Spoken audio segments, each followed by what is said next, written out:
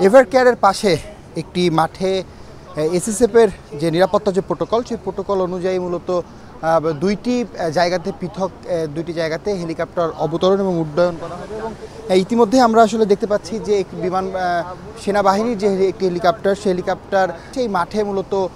অবতরণ একবার করে উড্ডয়ন করেছে, আবারও এভার কেয়ার হাসপাতালের পাশ দিয়ে উড্ডয়ন করে মূলত যে বারবার আসলে প্রদক্ষিণ করেছে এবং করে কিন্তু আবারও একবার দেখা যাচ্ছে যে সেই যে মাঠ রয়েছে, খোলা মাঠটি রয়েছে, সেই মাঠে আবারও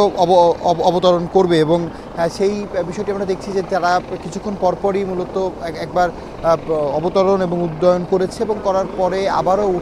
উড়ে গিয়ে চারপাশ একটু প্রদক্ষিণ করে সর্বশেষ আবারও কিন্তু আমরা দেখতে পাচ্ছি যে বসুন্ধরা যে আবাসিক এলাকা রয়েছে, আবাসিক এলাকায় মূলত এভার কেয়ার যে হাসপাতাল সেই হাসপাতালের পাশের একটি মাঠে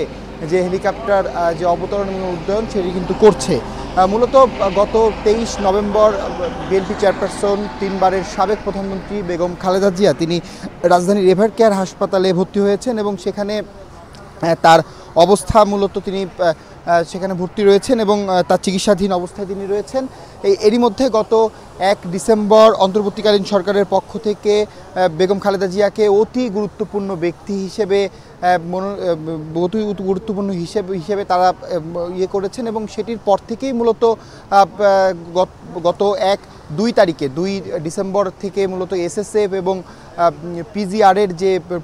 যারা সদস্যরা রয়েছেন তারা বেগম খালেদা জিয়াকে যে প্রোটোকল এবং যে নিরাপত্তা সেই নিরাপত্তা নিশ্চিত করছে। মূলত সেই নিরাপত্তার অংশ হিসেবেই আজকের যে হেলিকপ্টার অবতরণ সেই অবতরণটি ঘটছে। মূলত যেমনটি আসলে আমরা যতটুকু জানতে পেরেছি যে বেগম খালেদা জিয়াকে আসলে যে কোনো মুহূর্তে, যেহেতু দেশি বিদেশি চিকিৎসক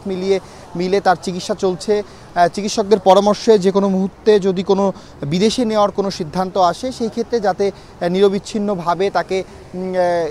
এই রাজধানীর এভার কেয়ার হাসপাতাল থেকে হেলিকপ্টারে যে বিমানবন্দর রয়েছে শাহজালাল বিমানবন্দরে নেওয়া যায়, সেই জন্যই মূলত এই যে হেলিকপ্টারটি অবতরণ করা হচ্ছে।